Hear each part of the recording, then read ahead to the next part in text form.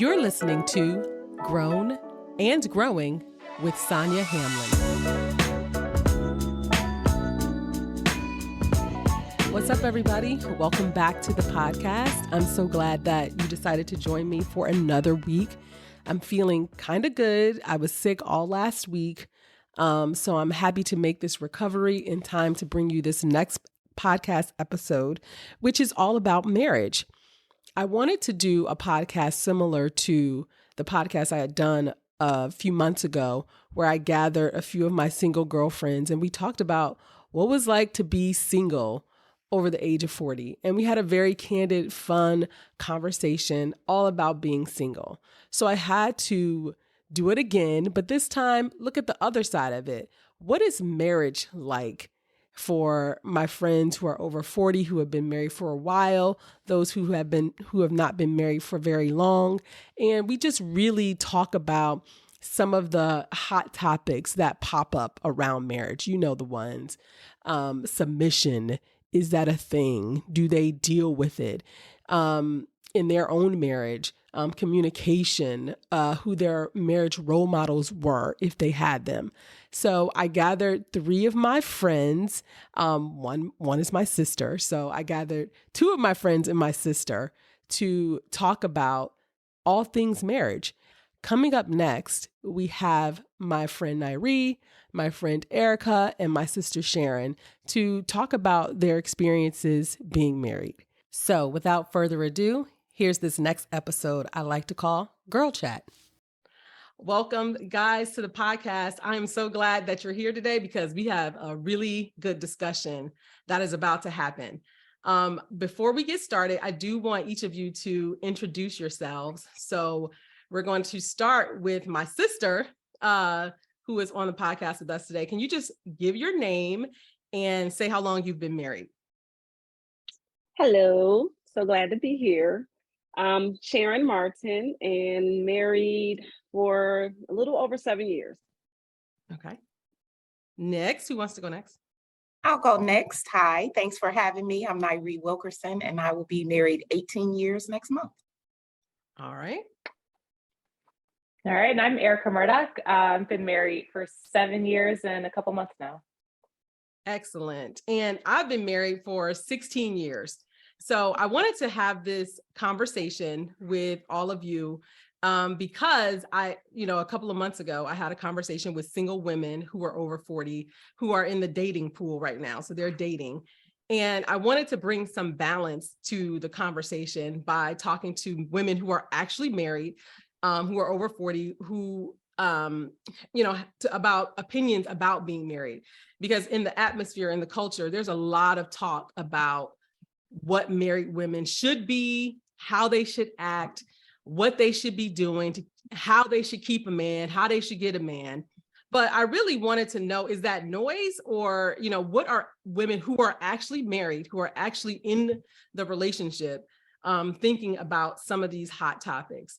And so that's what I want to talk about today, because, I think, people always want to tell us how we should be married, but I really would just want to figure out, what is the average woman? And I feel like between the four of us, we probably represent the average woman in their 40s, married at this age and at this time in our lives. So thank you guys for doing this. So I'm going to start off by asking you guys about your marriage role models. So before you got married, what was your idea of marriage, or who were your role models about marriage?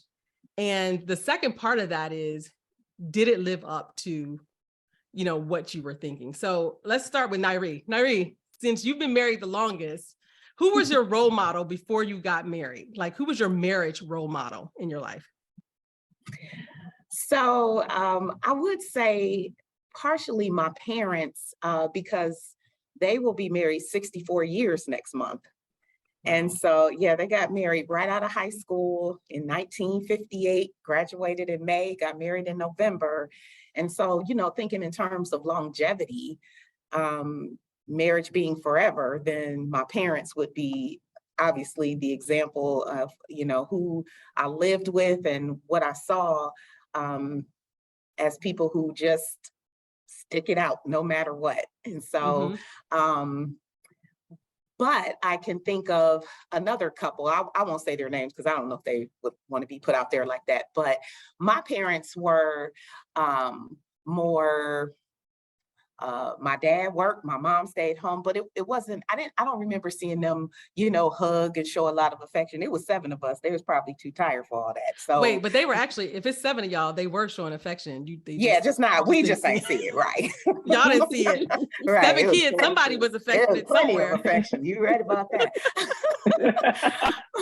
But I can think of another couple who have been married quite a bit of time that was in my church, and in terms of how they showed affection to each other, not something that'll just be like, okay, get a room, but you knew that they really loved each other. So, combining those two things, longevity, sticking it out, I'm going to do it forever. That's my parents. But I really dig him. And this my girl. I saw that more in this other couple. So, if I merge those two things together, that would be how I would describe the people who most influenced me in the thinking, yeah, that's what I want to do. Okay. Erica. So I think similar to Nyree, my parents have been married almost 50 years. They celebrate 50 in 2023. Wait a minute, your parents have been married for 50 years? Yeah, they got married. My mom was in college. My dad had just finished. And so she was 21 maybe when they got married. Yeah, so they've been in it for a while, and they had kids right away. I would never guess that. Thank us. I think we kept them young, whatever. But yeah, so they're actually my role models, my example. And it's similar to Nyree. They didn't show a ton of affection, but they always showed up as partners. And so like there was this kind of force that they had in the house that, kept us all in line. I have 2 sisters. And so there's always a lot of energy. My dad's super calm. My mom is a diva. And I think they're okay with me saying that. But it just, they sort of created this dynamic in this sense that, it's not always going to be easy, but we work through it. We figure it out and we keep it moving. And that's the same thing I kind of instill in my marriage now. So for me, they've been it. And my husband comes from similar kind of family where you work through it and you keep it moving. His parents just celebrated 50. So we have some good examples in our lives that we really model our relationship after. That is good. And so I saved my sister for last because I'm really interested in this because, I'm really interested in what you're going to say, and I'm not going to taint it by putting my own spin on it. But tell me who are your marriage role models? To be honest, I don't have any. Actually, what I'm going to say is I don't have any role models to say this is the type of marriage that I would like. I have people that I look to see what not to do to have a successful marriage. So I unfortunately don't have anyone that I can say, oh my God, they're a couple goals. People honestly actually tell me that in my current marriage that I'm couple goals because I was married before. So a lot of that relationship too also is a guide for me to know what not to do in this particular marriage. Yeah. I'm going to agree with you about the marriage role models. There are a lot. I mean, it's not that we didn't have people who were married in our lives, but it wasn't ideal. So our parents are divorced. I mean, this is public record. So, and my mom's and both of them are remarried. So this is not secrets, but they got divorced, but they spent the majority of my childhood married. And I like to say that I wish they wouldn't have. Like they probably should have got divorced sooner. And they probably both would have been more happy than they were in the actual marriage. Sorry, Mom. But so I agree with you about marriage role models. I mean, we do have people in our family that were married, but it's almost like what not to do. And maybe my role models were probably like, if I had to pick one, we're probably like the Cosby Show, because that's what I grew up seeing, and all of the like the family sitcoms that were out at the time were probably more kind of role models to me than anything else. So, I'm sorry. Go ahead. We, as an elementary teacher, when we did vocabulary, we always did examples and non-examples. And the example I would give, if I slapped you and you said that's not nice, then I can then figure out what nice should be. And so actually having non-examples are really great examples for how to model things. We teach that all the time. Yeah. Yeah, because you can never quite get it exactly as whatever your model is, because everybody's obviously individual. But so if you could go back and give yourself advice before you got married, there's a lot of advice for women on how to get a man, how to keep a man. But if you could go back and tell your younger self something about marriage, what would you tell yourself about marriage? Sharon. My younger self. So I probably wouldn't have did it so young. I actually say that I admire how you, Sonia, you literally waited to get married. You traveled, you did everything else. Me, I literally had kids when I was like my early 20s.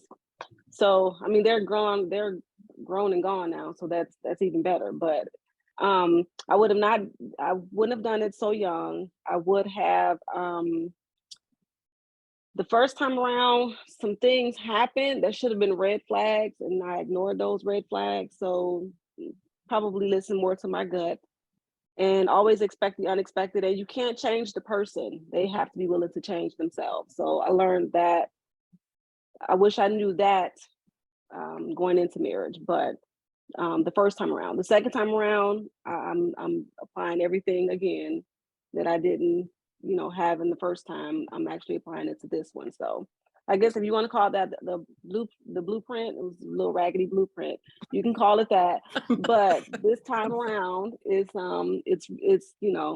so far so good. Like this 7 years, and literally, I think we may have had one argument heated. And I honestly don't even remember what that was. I'm always reminded that we had one, and I don't remember because but that's pretty much it. So Erica, since you've been married the least amount of times, well, in terms of like, just first marriage and 7 years, would you go back and tell yourself anything differently, or because how old were you when you got married? I was 37. And I met my husband, I think we met online, and we met when I was 34. He's 3 years older than I am. So we were already well into who we were and sort of what our hobbies were, what our interests were. And so for me, telling my younger self, like, I don't know that I was impatient about getting there, because I certainly took my time. I feel like I had some bad people in my past, as we all do, and finally found someone. And then we both took our time sort of getting to that point. But for me, as my younger self, I just assumed there was a sort like this happy moment, which it was. You come together and then you're partners and you're doing everything together and it's fun and everything's awesome. And what I've really come to appreciate, and what we figured out early on, because we didn't live together before we got married, is that alone time and how important that is to actually keep the marriage good. And now we respect that so much. Like, I've been traveling for work this week and he's at home, we talk, and it's like we catch up, we've done some FaceTime calls and keep it going. But it's nice because then I go home and we just pick it up again. But there were moments, especially during COVID, because I travel for work, where we were home all the time together. COVID tested some marriages out there. Like, people were like, wow, this is who you are. Yes, right. I remember looking at him over dinner and I was like, aren't you glad we're still all right here? Because you didn't know me like this, 24/7, pajamas, like slippers, my feet, my arches fell, like all things. Yeah. So for me, it was that. It was just kind of recognizing that you don't lose yourself in a marriage. You're not always kind of on the same page and doing the same things. And that is absolutely perfectly okay. Yes. And that's interesting that you say that, because even though my sister said I got married young, I waited. I was 28 when I got married. And there's a part of me, I wish I would have known that. I wish I would have known, because I went into marriage thinking it was supposed to be, I like I said, we didn't have positive marriage role models, a ton of them. And what I did have was from TV, which is obviously fake. And so I went into it with even at 28, with some preconceived notions about what it should be. And I think that one of the biggest things is individuality and keeping that. and maintaining who you are in the relationship and not losing yourself. I didn't know that to not do that, right? I didn't know that would make our relationship better. I had to learn that in a lot of ways. And now to the OG of the marriages on this podcast, Nyree, what would you tell your younger self about getting married if you could offer her any advice? You know what? I would tell her to trust your marriage to be what you are creating your marriage to be, and not allow other people, or even like what we're talking about, what you see, to define how it should be. You know, like my husband is like a unicorn, like all the best things that you want in a husband. He really is. He's going to listen to this later. So buy me something, Jamila. You hear that? But, you know, I spent the time, you know, waiting for the other shoe to drop. Like I'm like Shay, we've actually never had a fight.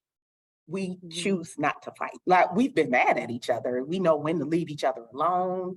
You know, if I say I don't want to talk right now, we're not going to talk right now. But that's a choice, right?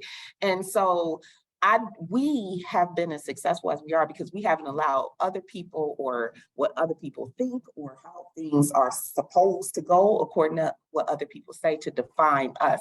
So I would tell myself, stick to what you know. Don't worry about what other people because you know people got all the advice. My daddy said, don't let a naked man tell you how to buy clothes. So, you know, it'd be all the people who don't even have no man trying to tell me what to do with mine. So that is that's so what true. I would tell her.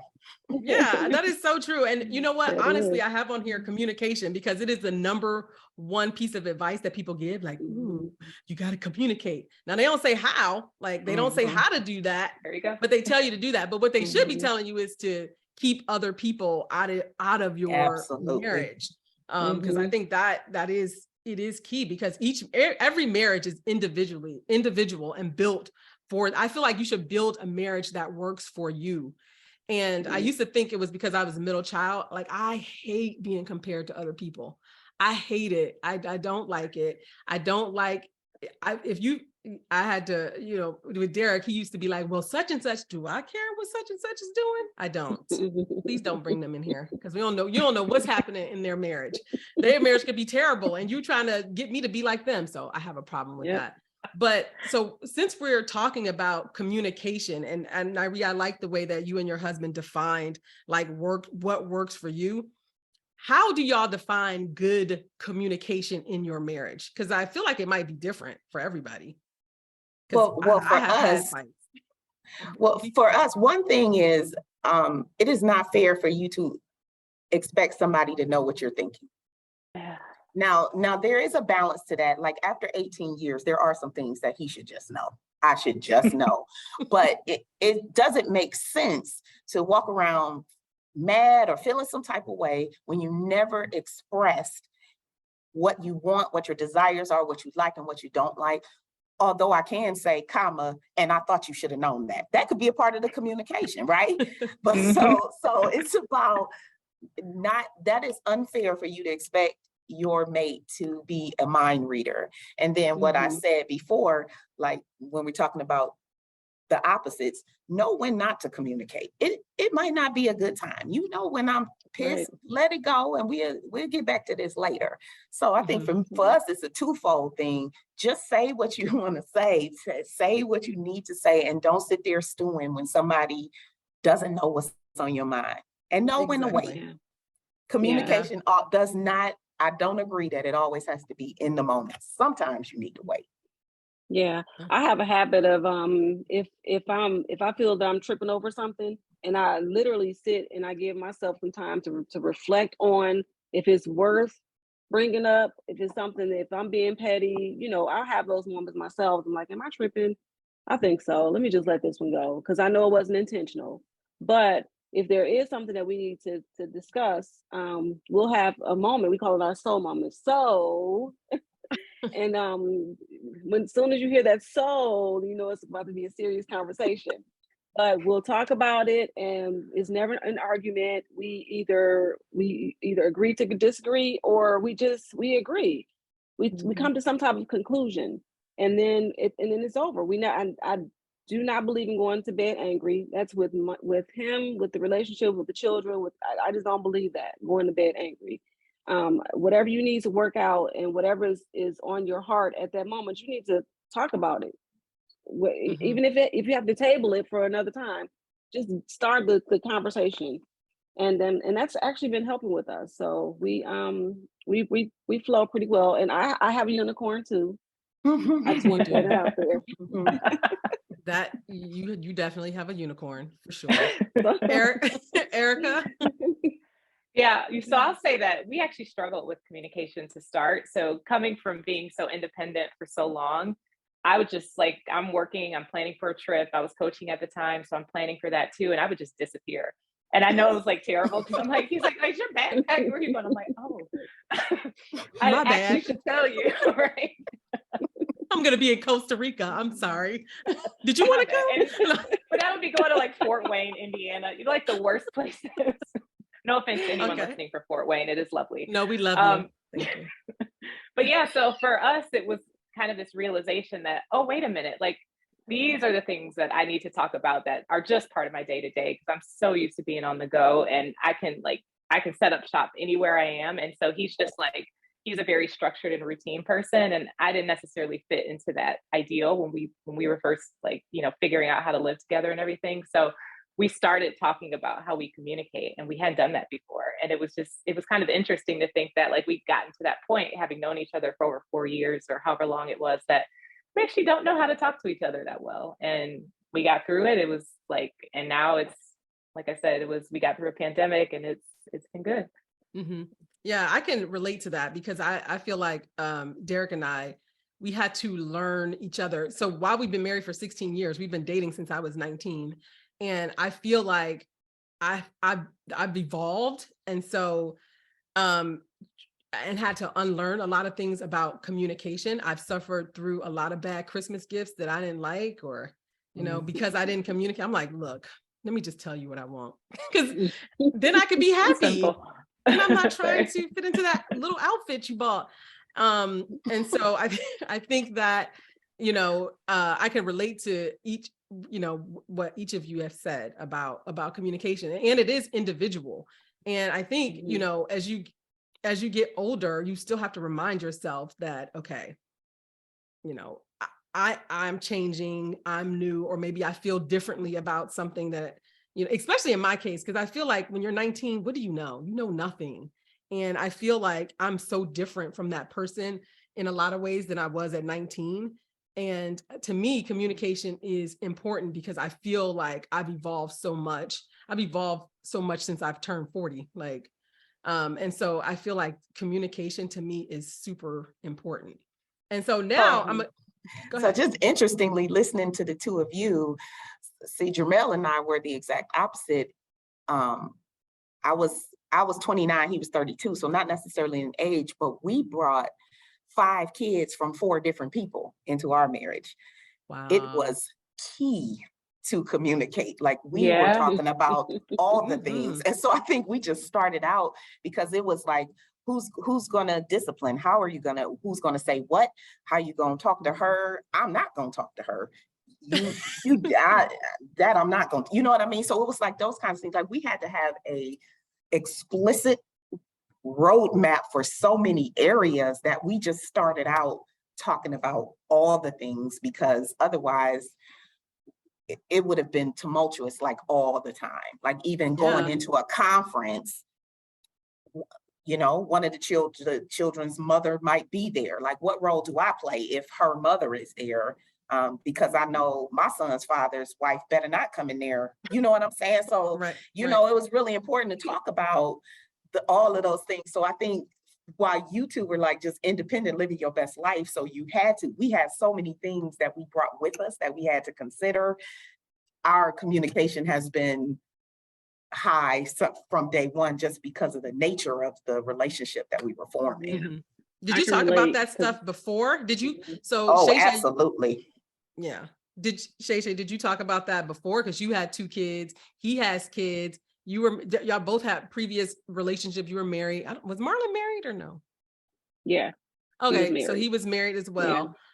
So did y'all talk about that? Like, were you nervous about getting married again? Was I married? Ah, a little bit. I can honestly say I was a little bit because of how it ended the first time and how things started to shift. Like we're literally in year 7, and that's when they have, people talk about that 7-year itch, whatever.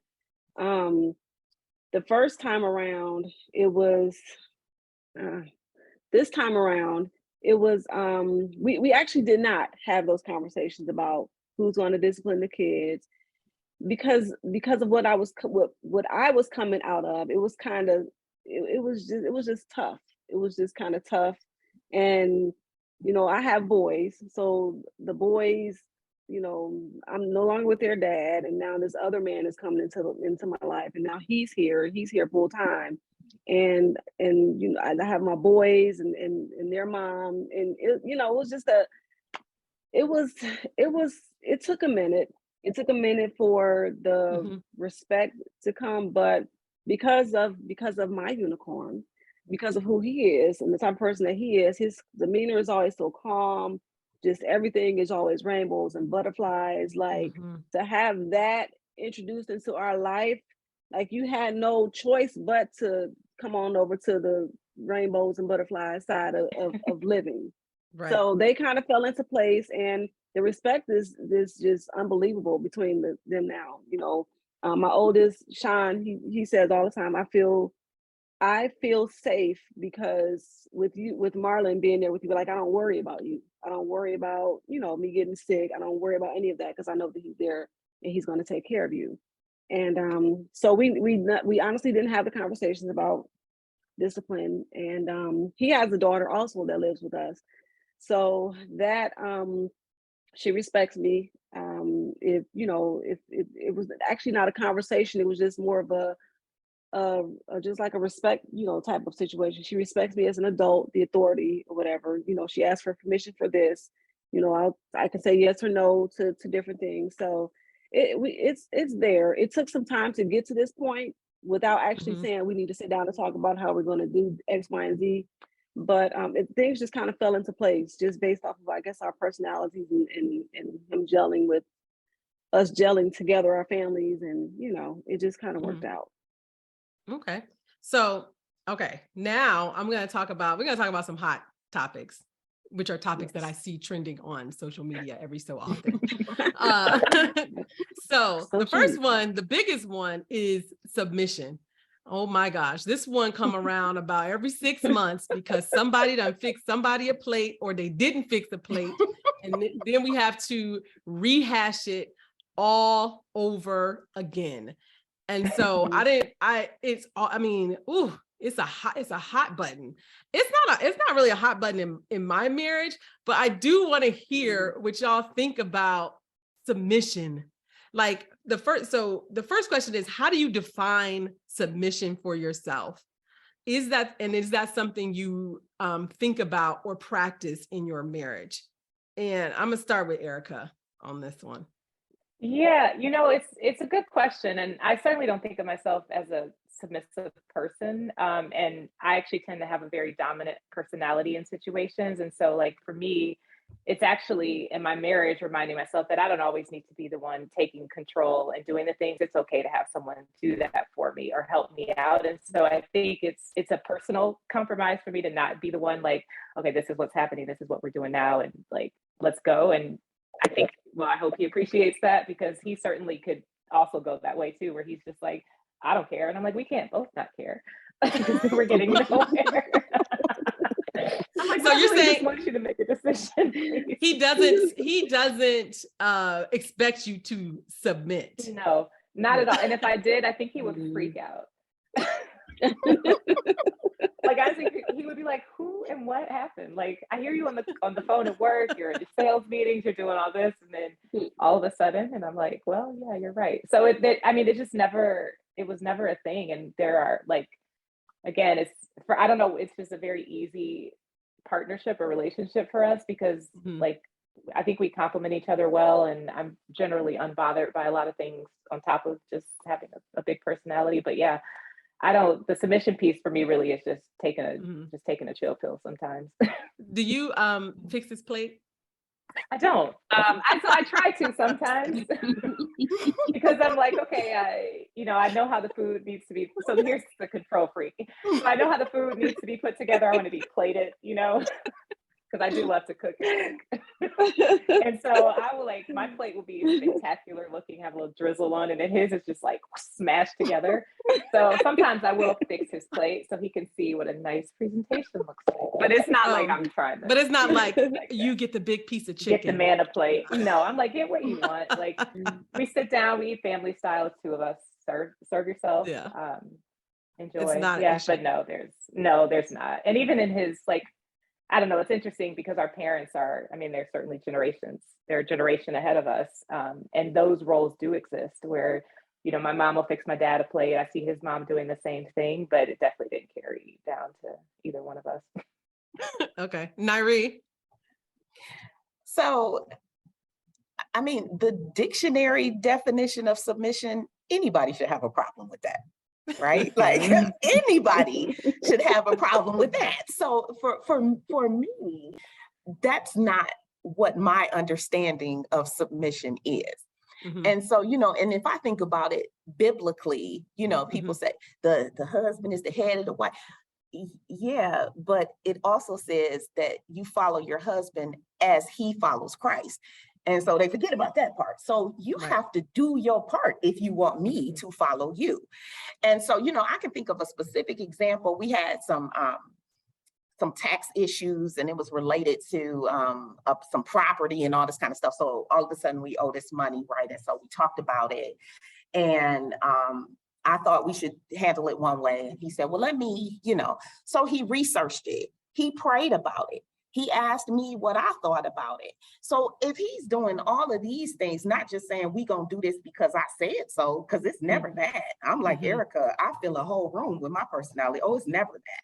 But actually, if he's gonna love me the way he's supposed to love me, my opinions and my thoughts are all up in the decision and how things are going to go. So in the end, when I know that I can check off that, yes, he is taking what I think and feel into account. Yes, he researched, and yes, he prayed about it. Then I can be okay to say, all right, well, this is which way we're going to go with that. So for me, it's about, people think of submission and you think about like dominance.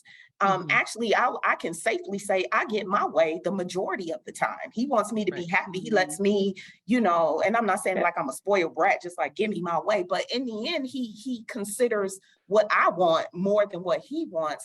And so if it comes down to a decision being made, I'm okay with him being the one to make it because I know what went into him making that decision.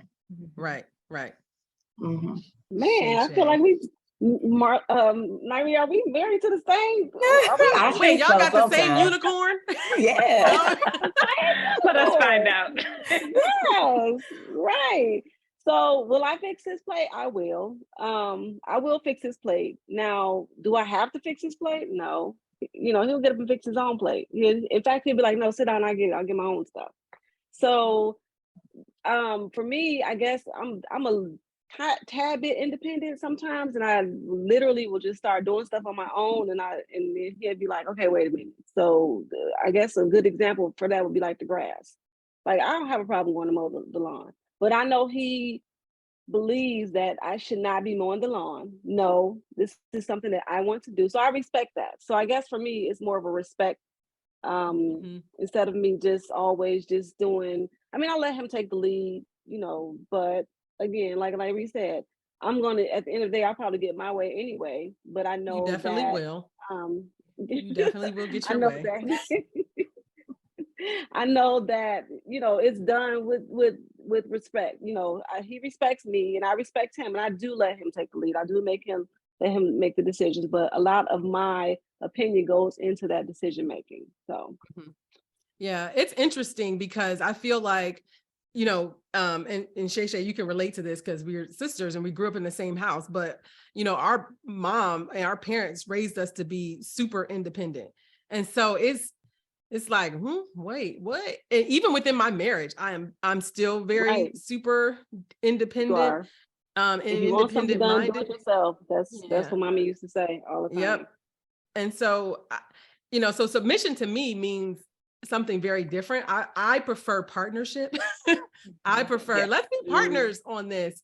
And I think people get bent out of shape. I don't know, maybe it's the single people getting bent out of shape by the expectation of what submission means. But, you know, I don't know.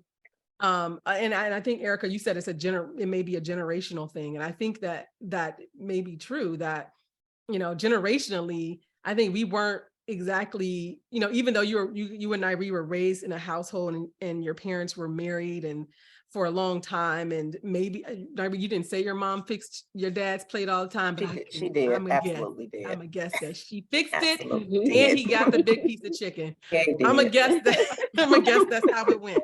Okay. But, you know, and for me, to be honest, I still think it's a struggle for me and my marriage, because I am so independent. And so Derek is always like, but where you want me to step in and when you don't.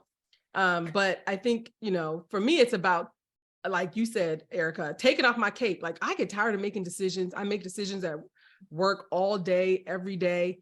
And so having a partner to come home and be like, okay, I don't got to make this decision. I don't have to think about that part.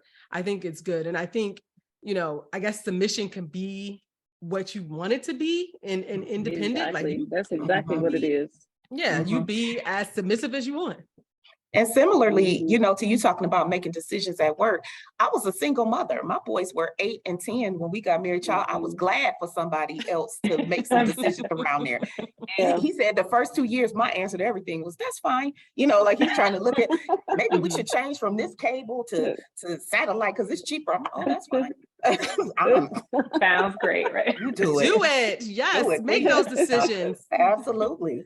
And so what about gender roles in your relationship? So do you guys have traditional gender roles? Do you even think about gender roles, or is it something needs to be done and somebody gonna do it and it doesn't matter who does it? I can start. So it's interesting. Again, we come with our, like, what we took care of at our own houses, and my husband is a neat freak to the nth degree. And so he's the mopper, he's the sweeper, he's the cleaner.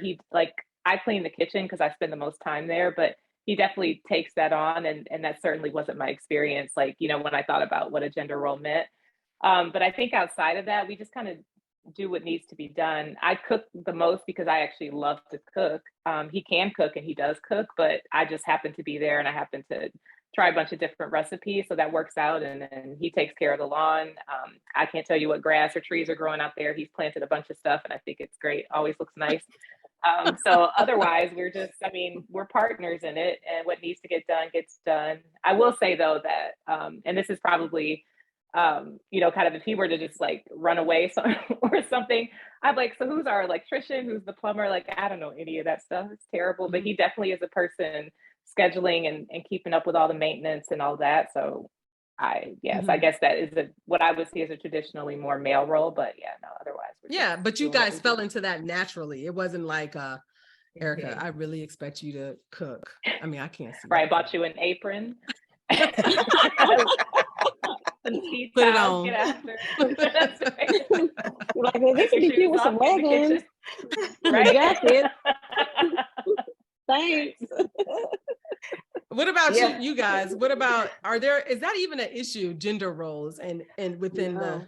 No, for us, it's like certain things that we do, but it's more about preference. Like, I'm not taking the garbage out because I don't want to, not because I feel like a man should. I don't want to, and I'm not. I mean, I'm just not doing that, right? Exactly. And so, and it's not, you know, like to what Shay said. It's not that I would cut the grass. It's not like I feel like that's a man's job, but first of all, I got a whole 15-year-old at home. I'm never cutting the grass, but you know, it's like, and for the record, if he was a girl, I still had a whole 15-year-old at home who's going outside to cut the grass. So, you know, so for me, it's not about a gender role. It's about preferences. And similar to Erica, we both cook. I cook more, but you know, we both cook, and it's not, and for us, most of the time it's, who's less tired today? That's who ends up cooking, you know, and sometimes it's neither one of us, you know, so. Yes. How much cereal do we have left in here? Right, right. Smell the milk. All right. So a while ago, something was trending that TD Jakes has said about independent women and being masculine in their relationships and in their marriages. I think, if you're a younger person listening to this, you probably will think about that more so than us. We've been married a while, and I think our husbands kind of know what to expect with us. But what do you tell younger women who may wait till they're later to get married, who may have an established career, may have children, may have bought a house, may have lived a lot of life and have other ambitions, but still want to be married? Do you think that they need to do, like, what advice, if somebody came to you and says, okay, I have all of this, was TD Jakes talking to me? I mean, like, how do you guys feel about independent women being married? That's so crazy. Like, we almost have to apologize for being successful. I would say you got to find somebody who listen, if you're trying to get to where I've been, then I probably shouldn't be married to you. And that doesn't mean that he has to make as much as I make. I'm not suggesting that, but if he's, because what this sounds like to me is intimidation. Like, you can't even deal well with my success. Well, that's nobody you want to be with anyway. So there's somebody out there, and I would never apologize for how well I'm doing in life and think that translates into now I have to be alone. That translates into you just got to be real particular with who you choose to spend your time. Exactly. Because by the time you're in your 40s, I'm not wasting my time on somebody who is not marriage material. Now, that's not to say everybody I date, I'm going to marry. I'm not saying that. But if you genuinely are not somebody who has the potential, why would I waste my time? I'm not. That's the answer. Right. Yes, exactly. Right. Yes.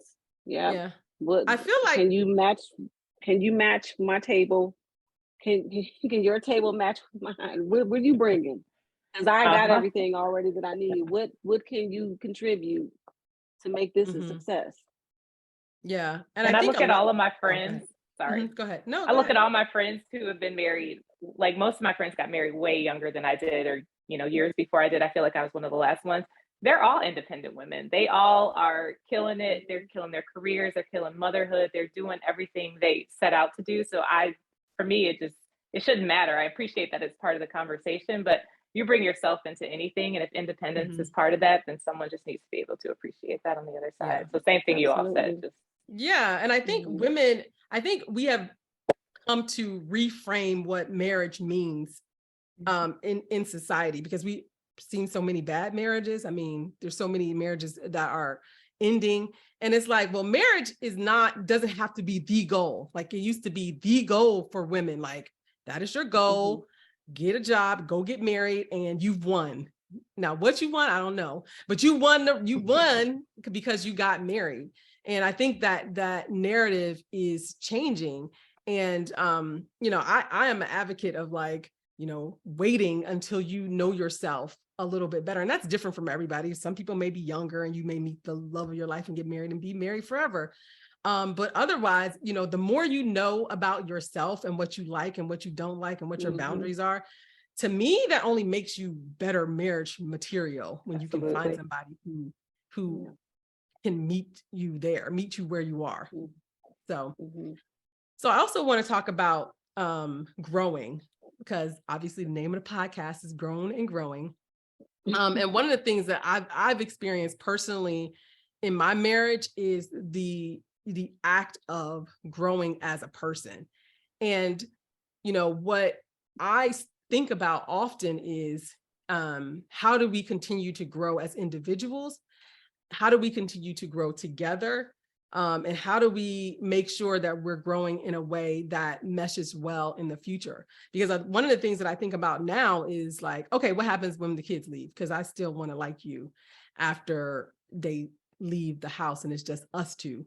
And kids have such a profound impact on the house. Like, your world revolves around them for like 18 years, and they, a lot of times will come first. And so then you end up, like, growing apart from your spouse, or there's the potential for you to grow apart. So how do you guys maintain or prioritize growing as an individual, but still being connected to your partner? Anybody can go first. I think it's important to have outside activities. I think it's important to have like literally your own life. So I'm in the sorority, so I have that, outside of my marriage. And then he has everything that he's doing, and he does a whole lot. So I think that as long as we are able to appreciate that he has things that he enjoys and I have things that I enjoy, then that actually helps us to grow, obviously individually. And then, we have things that we like to do together. So it's important to make sure that you have that time away from each other, so that when you are able to be in you don't get sick of each other pretty much with, being up underneath everybody every day. Even during COVID, we were in two separate parts of the house. He'll be in his part of the house, I'll be in my part of the house. And that worked for us because we're still together, but we're just separate. And that just helps us. It makes me miss you. Like I haven't seen you all day. I miss you.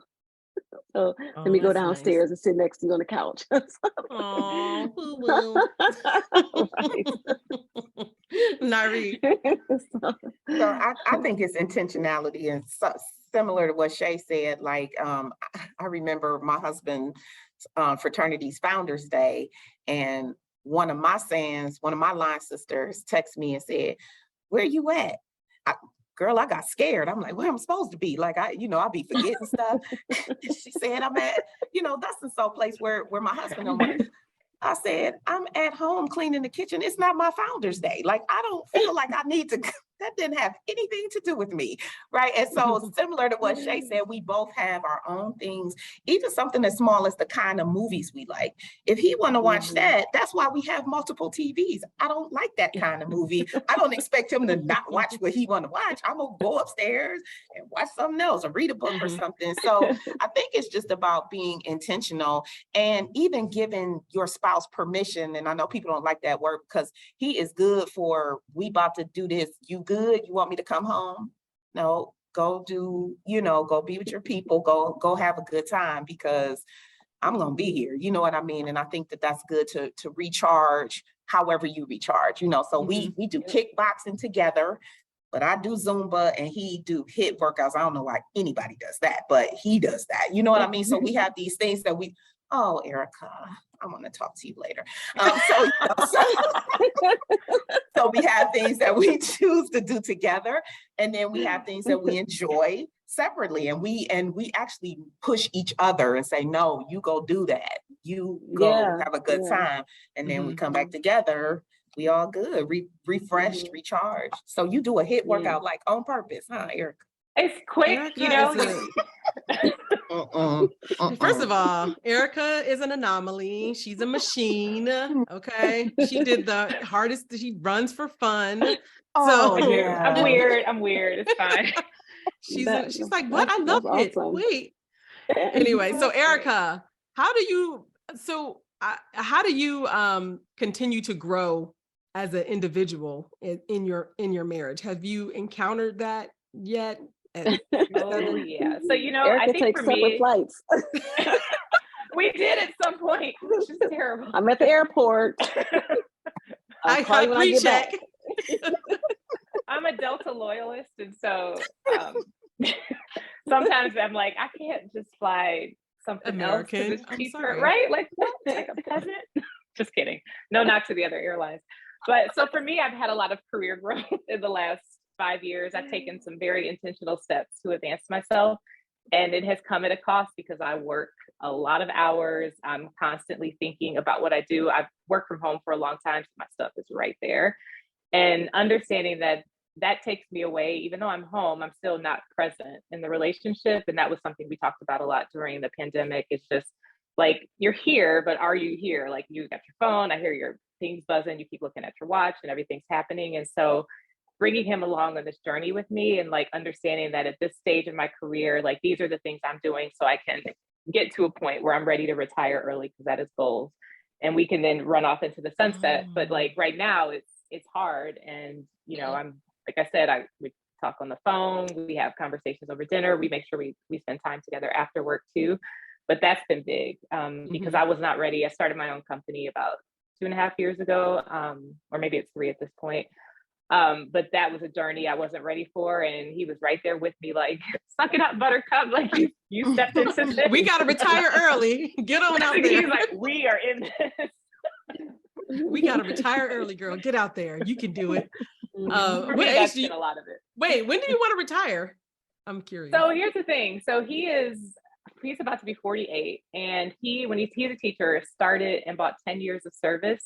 So he can actually retire in like 4.5 years. So my goal is to be able to do something in 4.5 years that allows us to enjoy this sort of gap, because he's going to go back to work. He wants to. He's not ready to just be retired idle. So I'm hoping that whatever I'm doing now is going to get me there. Maybe I actually don't have to go to work because I have hobbies that I think would fill my time very well. So yeah, but 55 is the goal, I guess. Nice.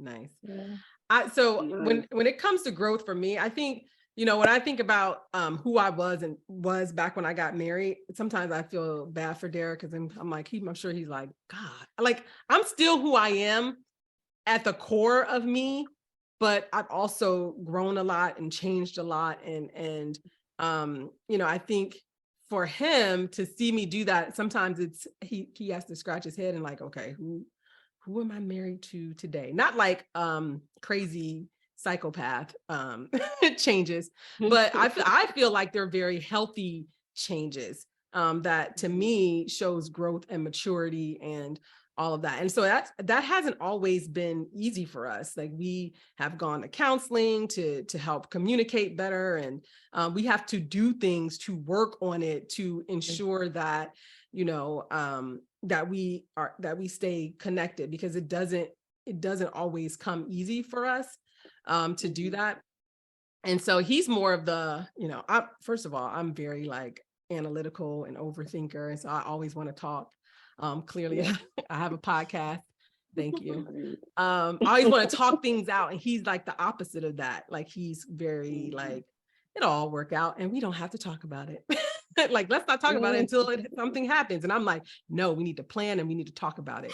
And so being that kind of person, and so we've actually had to have help to figure out exactly how to communicate, how we're going to raise our kids, because I didn't really talk about that before I got married. We talked about how many kids and eventually having them, but how they're going to be raised and all of that. No, we didn't do that. I think when we talk about dating, people say never stop dating, but a lot of times people think that means like set a date to go to the movies, but what was dating really about? It was about discovering each other. Like you wanted to talk on the phone, y'all wanted to get to know each other. And I know I'm certainly not the same person I was 18 years ago. So that's what we think about when we talk about dating, continuing to date each other. Because you're talking about things like, who am I today? It's important for a healthy marriage to keep discovering who we are as individuals, but also who am I married to? So for us, the idea of dating is about continuing to discover each other as an important step to keeping our marriage healthy. I like that. If you have a sense of curiosity about each other, then you can never get bored. Right. But I think when you assume that you know your partner in and out and you know what they're going to think, I feel like that gets boring after a while. And then you start to make assumptions. You think that, I know you so well, so if you said this, that must mean that. But today it may mean something different than it meant yesterday or 5 years ago or whatever it is. I'm sure none of us are the same person today than we were when we said I did. Lord. No, not even close. Because this midlife change, I'm not the same. Not the same. Erica, we don't know anything about that. No. We're still young. I'm the younger sister. If you haven't, keep living. So, For sure. All right. So the last kind of hot topic I want to discuss is divorce. So everybody goes into marriage not thinking that they're not going to get divorced, or maybe people do think they're going to get divorced at some point, or it may be an option. But how do you guys feel about divorce? Obviously, people think, divorce is like on the rise. I think it's like 55% of marriages end in divorce, which is more than half. So how do you guys feel about divorce? I'm gonna start with you, Shay, because you have been divorced. You are divorced, or you divorced somebody.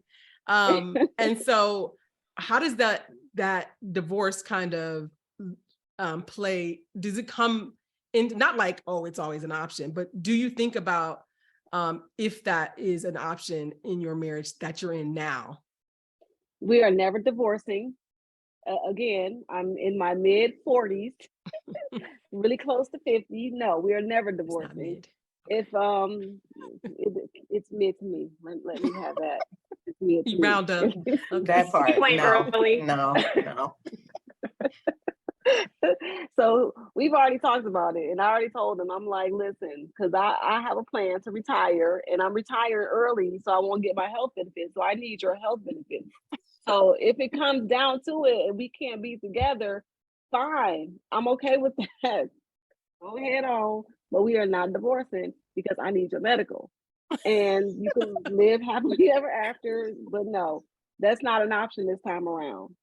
So what I'm hearing is y'all don't need to be together. So y'all don't need to be together forever. Like if it comes to a point where you feel like this isn't working, separating is an option, but divorce is not. Absolutely. Separation. I know somebody else like that. I ain't gonna say no more. You do. Somebody else like that. As a matter of fact, you do. However, I need medical. If medical is not important to me, then it'll, of course, I choose my happiness. This time around, I choose my happiness over everything. So, Absolutely. And I think too, that makes our marriage, what it is, because I choose me this time. And so no, we're not divorcing. Just, separation, absolutely, have at it. But I'm collecting that medical. I'm retiring real soon. Nyree?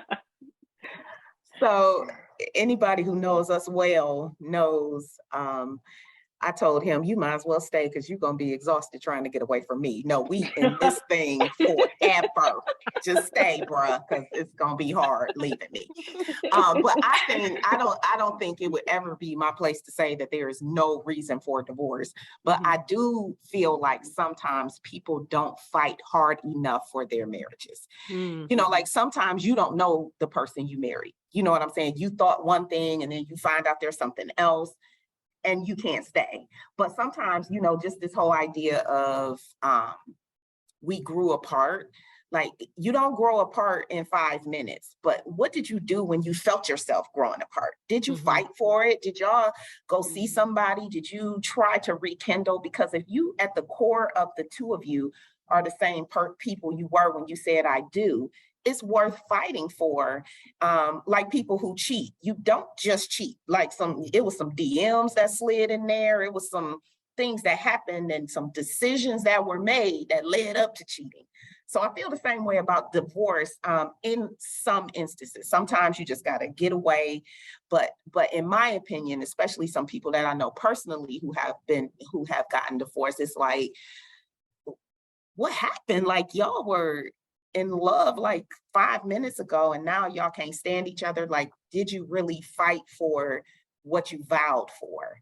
And or did you even know the person you were marrying?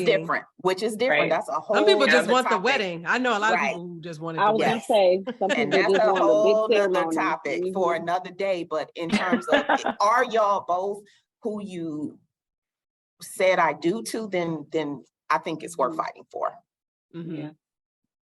Yeah, and I agree with that. I don't know that I have much more to add, but I do agree that I think because the stigma's lifted and people are talking about it a lot more, that it's easier for people to just say, well, let's just do it. Like, I mean, I don't want to say it's an easy way out, but in some cases, I think that is the case. And for me, I'm like, y'all, we're in this for the long haul. I didn't wait 37 years to get married, to not have it, progress for the rest of my life. So you work through it, you grow through some things. Like, there's always going to be challenges, and you came together for a reason. You expect to stumble and just figure out how to get through it and keep it moving. So that's sort of how I feel about it. Although, like Nyree said, I don't judge anyone who goes through it, because it's hard and we don't know what people are dealing with and what drives them to that point. So yeah, because nobody ever gets married to say, okay, we're going to divorce. You're in it for, when you go into it for the long haul, and that's what I thought that I was doing. But things happen. And again, like I said, I choose my happiness over any situation. And so that's what I wanted to get into, because I think, obviously divorce is a very personal thing for people. And, nobody can tell you, but I think there was this mindset that in order to, well, maybe not, because it's at 55%, but, is being unhappy in your marriage enough, right? So, if there's physical violence, mental abuse, any type of abuse, cheating may be a line for people. To me, those, they may be grounds for divorce, but is unhappiness, individual being unhappy in the marriage, is that, what do you think about that? Is that grounds for divorce? I guess, are you unhappy with the marriage? Are you unhappy with yourself? Like, what's bringing on this unhappiness? Is it because now we're living together and I now don't like it, or I don't like you? So I guess it depends on the person. What's making you unhappy? You could try, you could do all of the counseling and all the talk therapy and everything, but at the end of the day, if you are truly not happy after you've tried everything, and you just need to find your happiness. Because and if you have children, especially children living in an unhappy marriage, they sense that. And that's the one thing I never wanted to have my children in the toxic situation. So again, you have to, you consider their feelings, but kids will grow up and they'll eventually start to learn things and learn about happiness, and it all works out. Well, it worked out for me. So yeah. I think that's a good point about knowing exactly what is feeding your unhappiness. Is it, you want to try trial and error, not with your marriage, like make sure it is the marriage and the person that is making you unhappy and not yourself, because, like I like to say, everywhere you go, there you are. So if it is you that is making you unhappy, you're probably going to be unhappy in any situation you're in, exactly, not just, in this particular marriage. So, well, we are coming up on time. So I have one last question for you guys, and it really has to do with you in your marriage. So what has being married taught you about yourself? So this podcast is about women in their 40s who are grown and continuing to grow. What has being married taught you about you? And I'll start with Erica.